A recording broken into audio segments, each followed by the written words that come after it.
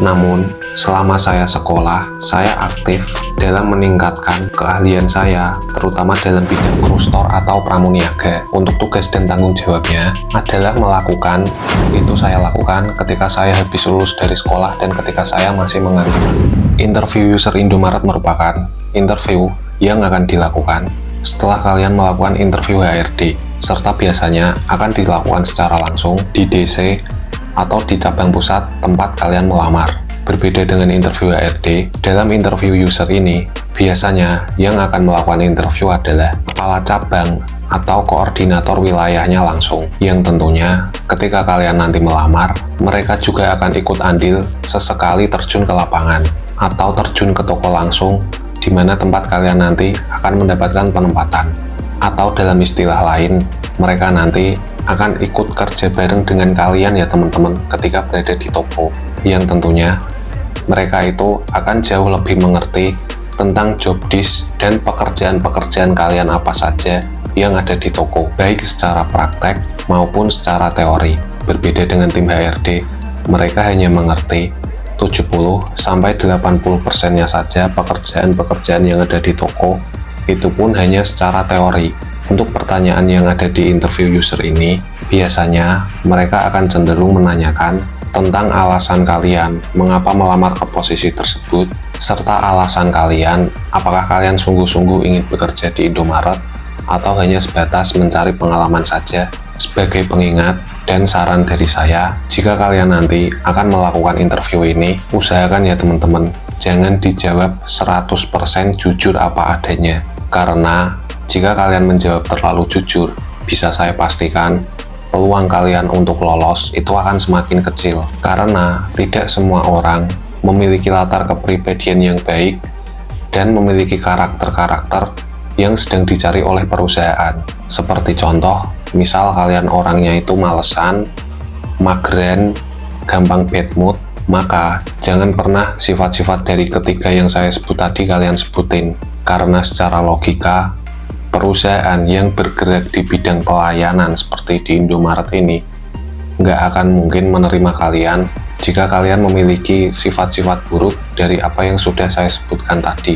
Oh ya, sebagai tambahan, dari beberapa pertanyaan yang sudah saya kumpulkan di video ini merupakan rangkuman dari pertanyaan-pertanyaan yang dulu pernah ditanyakan sama user kepada saya, serta rangkuman-rangkuman pertanyaan yang ditanyakan oleh user kepada teman-teman saya pas seangkatan dulu.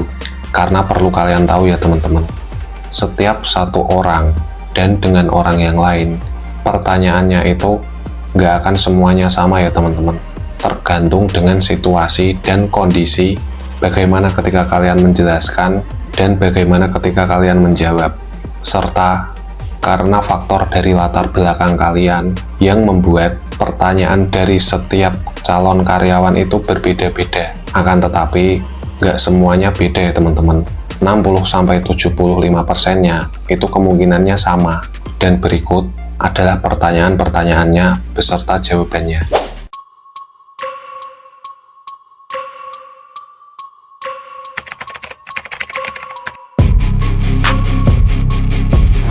Selamat pagi Pak, perkenalkan nama saya Awis Alvarendra.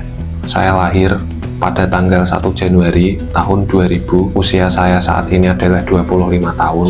Untuk alamat dan domisili, saya tinggal di Semarang. Saya berasal dari alumni SMK Muhammadiyah Semarang, angkatan tahun 2019, jurusan Teknik Otomotif Kendaraan Ringan. Untuk pengalaman kerja, saya pernah bekerja di PT AHM selama 2 tahun. Alasan saya keluar dari sana karena kontrak saya sudah habis dan karena dari sistem perusahaannya sendiri yang setiap tahunnya selalu merekrut jasa-jasa dari anak muda atau fresh graduate untuk dijadikan sebagai karyawan, sehingga untuk lanjut ke kontrak tahap ketiga dan menjadi karyawan tetap di sana kemungkinannya sangat kecil, apalagi untuk golongan ijazah SMK. Meskipun saya fresh graduate atau baru pertama kali ini ingin bekerja di perusahaan yang berbentuk retail, namun selama saya sekolah, saya aktif dalam meningkatkan keahlian saya, terutama dalam bidang pelayanan, komunikasi, dan ketelitian, yaitu dengan cara membantu orang tua saya berjualan di pasar ketika saya memiliki waktu longgar untuk membantu mereka. Selain itu, saya juga selalu menjaga dan meningkatkan kualitas fisik dari saya, serta meningkatkan kedisiplinan saya dengan cara selama saya belum bekerja, saya selalu rutin untuk bangun pagi setiap hari dan melakukan aktivitas jogging sebelum saya berangkat membantu orang tua jualan di pasar. Selain itu, saya juga sudah berhenti merokok kurang lebih selama 1 bulan.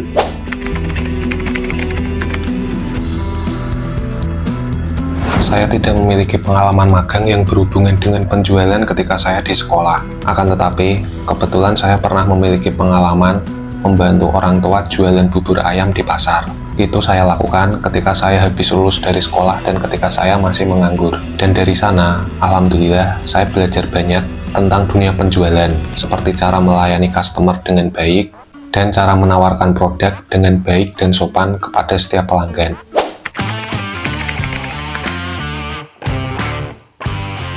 Orang tua saya memang memiliki usaha sendiri, akan tetapi dalam kurun waktu 6 bulan terakhir, usaha orang tua saya sedang menurun. Mungkin hal ini disebabkan karena faktor persaingan yang semakin banyak dan ketat, dan dari faktor bahan baku yang kian hari harganya semakin naik, sehingga membuat usaha orang tua saya perlahan-lahan mengalami penurunan. Untuk alasan saya melamar di Indomaret ada 2 hal. Yang pertama, tentunya untuk membantu mencari nafkah untuk keluarga saya. Dan yang kedua, menurut informasi yang saya dapat, selain Indomaret merupakan sebuah perusahaan yang sudah besar, perusahaan ini menerapkan sistem jenjang karir yang diperuntukkan untuk setiap karyawan-karyawannya, sehingga setiap karyawannya memiliki kesempatan untuk bisa dijadikan sebagai karyawan tetap. Hal ini merupakan sesuatu yang sudah sangat jarang didapatkan dari perusahaan lain, mengingat perusahaan-perusahaan lain sekarang hanya menerapkan sistem karyawan kontrak. Selain itu, karena saya sudah terbiasa membantu orang tua saya dalam berjualan, saya yakin dengan pengalaman yang saya miliki, saya tidak akan mengalami kesulitan beradaptasi di perusahaan ini. Meskipun saya juga tidak memungkiri, saya membutuhkan beberapa waktu untuk beradaptasi, serta karena kebiasaan membantu orang tua jualan itu juga membuat saya menjadi tertarik untuk melamar kerja di Indomaret, karena sama-sama bergerak di bidang yang sama, yaitu bidang penjualan.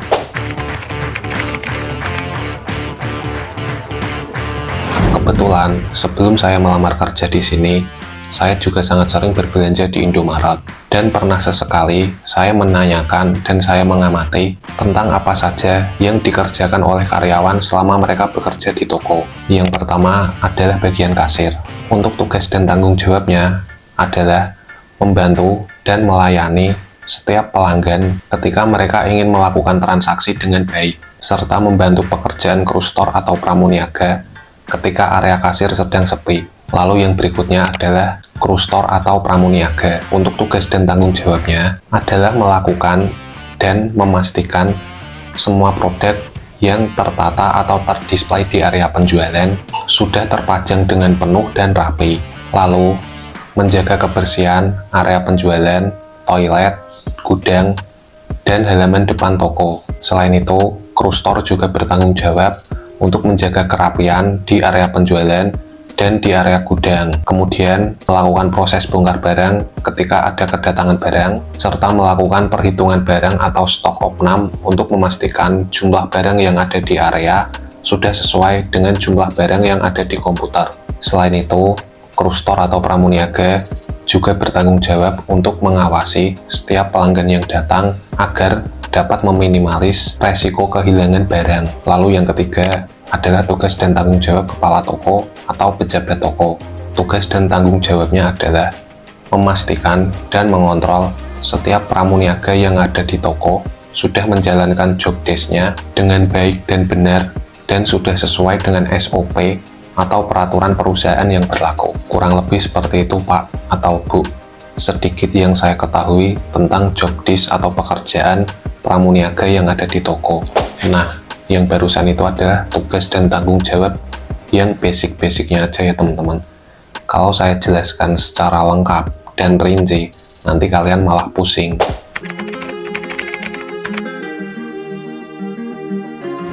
Jika saya memiliki rekan kerja yang sangat sulit untuk diajak bekerja sama, entah itu sesama karyawan baru maupun itu karyawan senior, hal pertama yang akan saya lakukan adalah membicarakannya secara personal terlebih dahulu. Apakah penyebabnya karena diri saya sendiri yang belum mengetahui tentang pembagian tugas dan tanggung jawab yang ada di toko, atau penyebabnya memang sepenuhnya berasal dari dia yang memang sulit untuk diajak bekerja sama. Jika memang penyebabnya dari saya, maka saya akan meminta dia untuk menjelaskan kurangnya apa saja tentang pekerjaan saya selama saya bekerja di toko. Kemudian saya akan mencoba mengevaluasi dan mencoba untuk memperbaiki diri agar pekerjaan saya bisa segera mengikuti rekan-rekan kerja saya yang sudah bekerja di sana. Selain itu, saya akan juga lebih aktif dari sebelumnya untuk menanyakan pekerjaan-pekerjaan apa saja yang belum saya ketahui dan belum saya pahami. Akan tetapi, jika penyebabnya memang murni karena pekerjaan teman saya yang sangat susah untuk diajak bekerja sama, maka hal pertama yang akan saya lakukan adalah mengajak dia untuk ngobrol secara personal terlebih dahulu serta menegurnya dengan baik. Akan tetapi, jika dia masih tidak bisa berubah, saya akan meminta bantuan kepada pejabat toko untuk menengahi permasalahan ini, agar setiap pekerjaan yang ada di toko bisa berjalan dengan kondusif dan bisa berjalan secara tertata. Karena menurut saya, maksimalnya performa toko itu juga sangat dipengaruhi oleh performa dari semua karyawan yang ada di toko.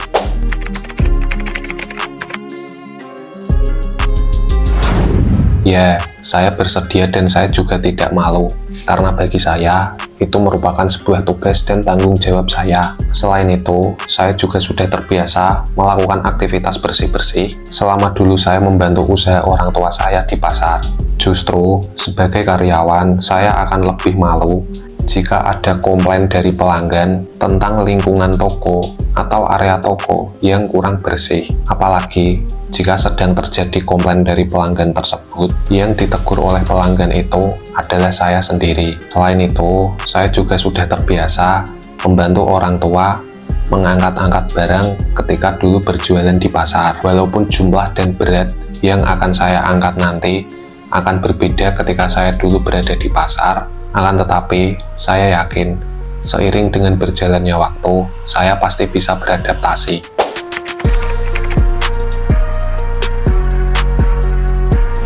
Mulai hari ini ataupun besok, saya juga sudah siap, Pak. Karena sebelumnya, saya sudah pernah mendapat persetujuan dari orang tua, serta saya juga tidak ingin menyia-nyiakan waktu saya karena terlalu sering berada di rumah.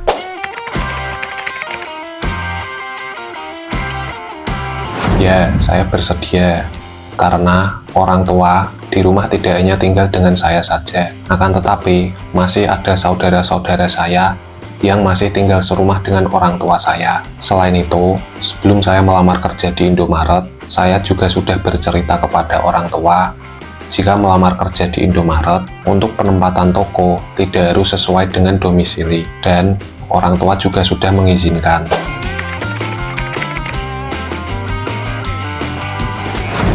Ya, saya sudah memiliki kendaraan sendiri, dan saya juga sudah memiliki SIM jika saya ingin berangkat pergi kerja.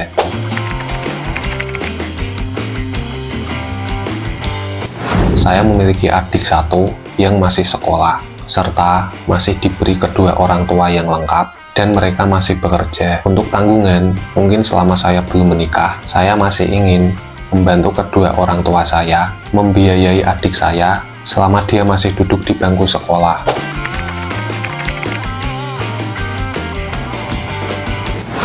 Saya tidak memiliki rencana kuliah ataupun menikah dalam kurun waktu 3 tahun ini. Saya masih ingin fokus ke pekerjaan dan karir saya selama saya bekerja di sini, yang tentunya itu jauh lebih penting agar masa depan saya bisa saya tata jauh-jauh hari.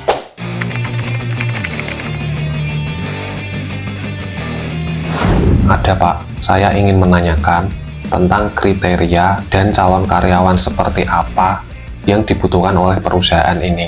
Jika semisal saya nanti diterima kerja di sini, maka jawaban dari Bapak akan saya jadikan sebagai acuan untuk saya agar bisa menjadi karyawan yang sesuai dengan apa yang dibutuhkan oleh perusahaan ini. Nah, untuk pertanyaan-pertanyaan yang lain bisa kalian tonton di video saya yang sebelumnya ya teman-teman, yaitu tentang interview HRD. Karena meskipun berbeda interviewer, akan tetapi dari pengalaman saya akan ada beberapa pertanyaan yang akan ditanyakan lagi ketika kalian melakukan interview user. Mengapa bisa begitu? Kalau menurut pendapat saya, mungkin user ingin mengetahui apakah jawaban kalian pada interview sebelumnya masih konsisten dengan jawaban kalian yang dilakukan pada saat interview user kali ini. Atau mungkin bisa saja karena HRD tidak memberitahukan secara spesifik tentang hasil dari interview kalian yang sebelumnya kepada user, entah karena calon karyawan yang diinterview sebelumnya terlalu banyak, atau mungkin karena alasan yang lain. Maka dari itu, tidak ada salahnya jika kalian juga belajar tentang pertanyaan-pertanyaan yang ada di interview HRD untuk berjaga-jaga. Semisal yang ditanyakan pada saat interview HRD akan ditanyakan lagi pada saat interview user. Oke, mungkin untuk video selanjutnya saya akan membahas tentang tahap training dan tahap OJT. Saya Awis Alvarendra pamit. Thank you.